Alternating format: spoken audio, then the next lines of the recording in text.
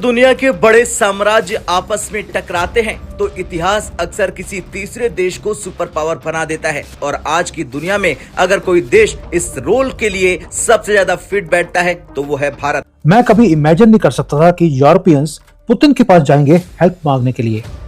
किसके लिए? उन्होंने बोला कि हमें ट्रंप से बचा लो। यूरोप पैनिक में है and they are now looking for someone to help them. German chancellor Bharat में है और यहां पर आकर भी उन्होंने बोला कि प्लीज हमें पुतिन से बचा लीजिए। बात ग्रीनलैंड के बेस की नहीं है दोस्तों, यहां पे बात यह है कि ट्रंप ये कह रहा है कि ये पूरी जमीन मेरी है। Canada is part of north America, Canada is not part of Europe, लेकिन कनाडा वहां पे ट्रूप्स भेज रहा है। एक तरफ अमेरिका अपने ही सहयोगियों से टकरा रहा है, दूसरी तरफ यूरोप खुद को अकेला महसूस कर रहा है और तीसरी तरफ रूस और चीन अपने अपने एजेंडे पर काम कर रहे हैं। और ठीक इसी भू राजनीतिक उथल पुथल के बीच भारत सबसे बड़ा बैलेंसिंग पावर बनकर उभर रहा है। अमेरिकन ने और इजरायलियों ने जब जंग शुरू की तो पहले जंग के कुछ घंटों के अंदर ही उन्होंने टॉप जनरल जो है वो उनको असैसिनेट कर दिया था। थर्ड वर्ल्ड वॉर तो न्यूक्लियर वेपन्स होंगे तो वॉर होगी ना। तो this is just a conflict between two. बाकी सब चुप करके बैठे रहेंगे। चुप कर, चाइना भी चुप करके बैठा, रशिया भी, कोई भी कुछ नहीं कर सकता।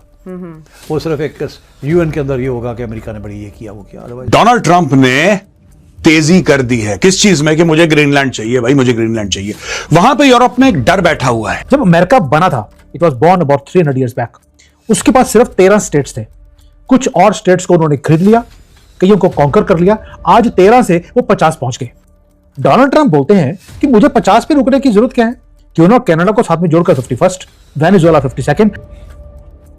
हमारी पॉलिसी इंडिया के बारे में बिल्कुल चेंज हो गई है। हम जो पहले सोचते थे वो नहीं है। दो चीजें एक साथ चल रही हैं। रशिया कह रहा है गलत हो रहा है, अमेरिका कह रहा है गलत हो रहा है। यूरोपियंस कह रहे हैं कि रशियंस ये बात नहीं मान रहे। रशियंस कह रहे हैं कि नहीं, ग्रीनलैंड को तुम ओवरली मिलिटराइज कर रहे हो। वो मैं आगे चल के आपको समझाऊंगा। और यहां पे डोनाल्ड ट्रंप कह रहा है कि मुझे ग्रीनलैंड चाहिए। अब ये देखिए, आज ना सिर्फ यूरोपियन यूनियन बल्कि पूरे यूरोप में भारत की स्ट्रेटेजिक इंपॉर्टेंस तेजी से बढ़ रही है। एनवाईटी और एसोसिएटेड प्रेस जैसे बड़े इंटरनेशनल मीडिया हाउस अब इंडिया के इन्फ्लुएंस की बात कर रहे हैं। एक्सपर्ट्स व्यू ये है कि अगर ग्रीनलैंड को लेकर अमेरिका और यूरोप के बीच कोई मिलिट्री कॉन्फ्लिक्ट या टेंशन होती है तो इंडिया का स्टैंस सबसे क्रूशियल होगा। अगर इंडिया ने ये क्लियर कर दिया कि ग्रीनलैंड पर किसी का भी कब्जा नहीं किया जाएगा तो अमेरिका के लिए आगे बढ़ना इम्पॉसिबल हो जाएगा। लॉजिक सिंपल है, अगर अमेरिका को चाहिए तो फिर रशिया, चाइना और इंडिया भी लाइन में खड़े होंगे।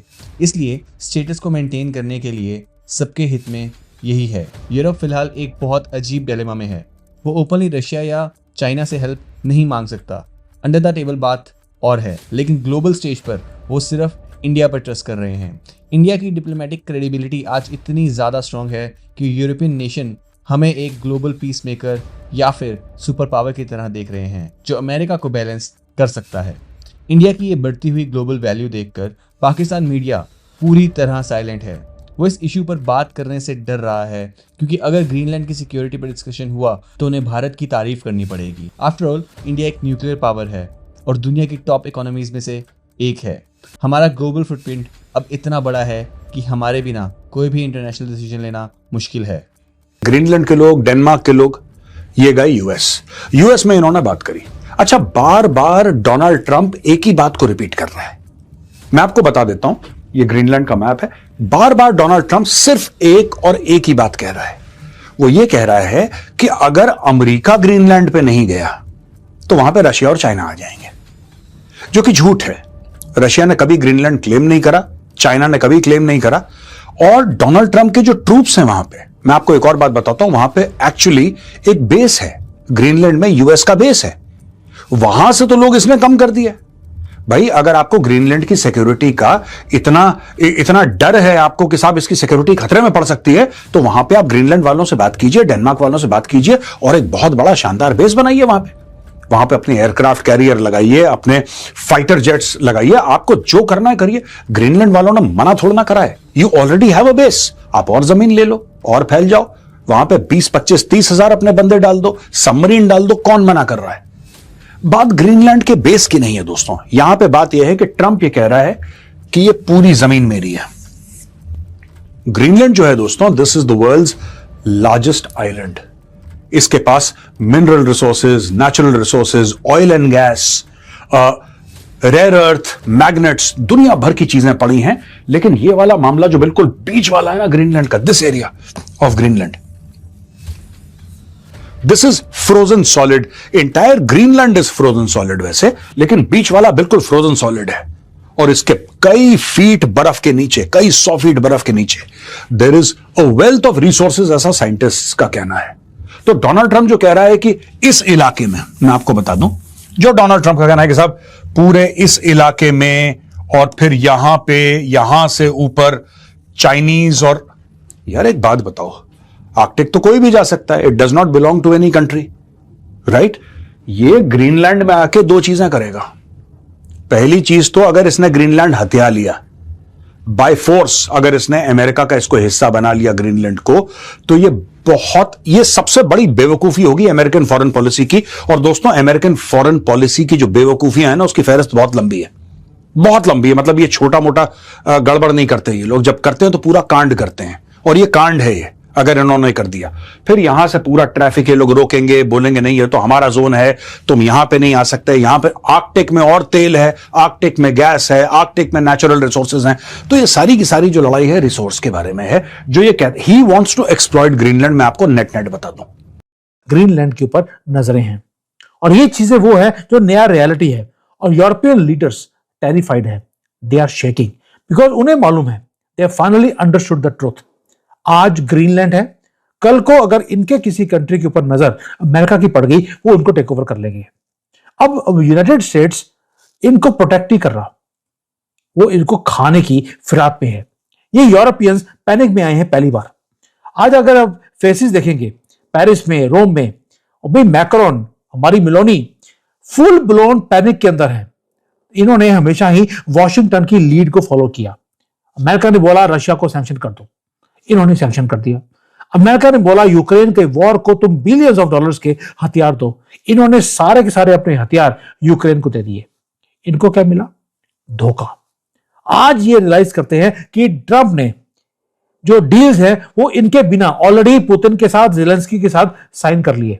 ट्रंप ने बात करी पुतिन के साथ अलोन, ट्रंप ने बात करी जेलेंस्की से अकेले में।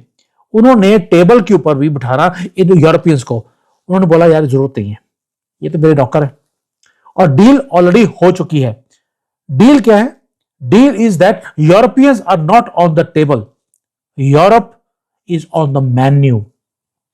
और ये फियर जो है यूरोपियंस के अंदर वो स्पेसिफिक है। ट्रेड ऑफ ऑलरेडी हो चुका है। रशिया यूक्रेन को टेक ओवर कर लेगा 35%, 40%, जितना वो कर सके। अमेरिका ग्रीनलैंड को लेगा, कोई उफ नहीं करेगा। और यूरोप को कुछ नहीं मिलेगा, उसको सिर्फ मिलेगा ग्रीनलैंड भी हाथ से गया, यूक्रेन भी हाथ से गया, हथियार भी गए। और रशिया के टैंक्स वो इनके यूरोप के बॉर्डर पे खड़े होंगे। इसलिए आज मैक्रोन ही स्क्रैम्बलिंग। उन्होंने बोला क्या है? मैं हैरान था इस स्टेटमेंट को सुनने के बाद। मैक्रोन बोल रहा है कि मुझे डायरेक्ट लाइन क्रिएट करनी है पुतिन के साथ और मेरी। He wants to talk to Putin directly. Actually, he doesn't want to talk to Putin. He has to talk to Putin because उन्हें मालूम है कि अगर अमेरिका जो है वो इसको खा जाएगा, आज अगर ग्रीनलैंड को खा लिया, गाजा को खा लिया, कल को फ्रांस को भी खा जाएगा। और फ्रांस को ऑलरेडी अमेरिका ने इररेलेवेंट बना दिया है यूरोप के अंदर। तो उससे पहले मनी की बात करते हैं। ये इतना बड़ा शॉक वेव है, अब जाके न्यूज देखेंगे आप हैरान रह जाएंगे कि डोनाल्ड ट्रंप कर क्या रहा है। वो सारे रूल्स को तहस नहस कर दिया उसने, और यूरोपियंस को आज भागने पे मजबूर कर दिया। थोड़ा पैसे की बात करते हैं। मैं हमेशा बोलता हूं फॉलो द मनी। जब आप फॉलो द मनी करेंगे आपको दिखेगा कि क्राइम क्या हो रहा है। यूरोप ने सबसे बड़ा क्राइम ये किया, उन्होंने इकोनॉमिक सुसाइड किया है।